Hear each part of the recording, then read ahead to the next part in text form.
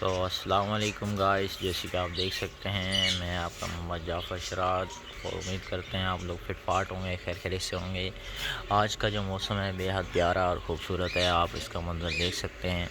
और ये हसन है, बड़े भाई के बेटे, छोटे मेरे भतीजे।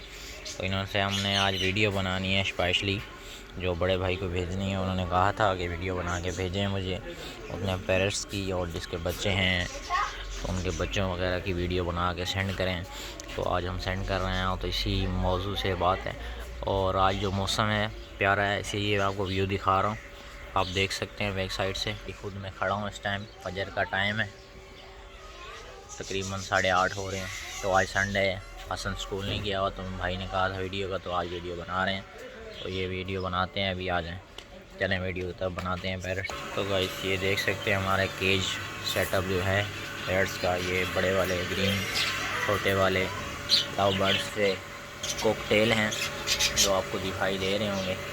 और ये सामने हसन आ गया, वीडियो बनाने के लिए रेडी हो रहा है बच्चा। और ये और छोटे स्टेलियंस, और ये लव बर्ड्स प्रो टाइप के। तो ये भी स्टेलियंस हैं फ्लावर वाले, जो ऊपर फ्लावर होता है, इसका नाम मुझे नहीं पता, भाई को पता होगा वो।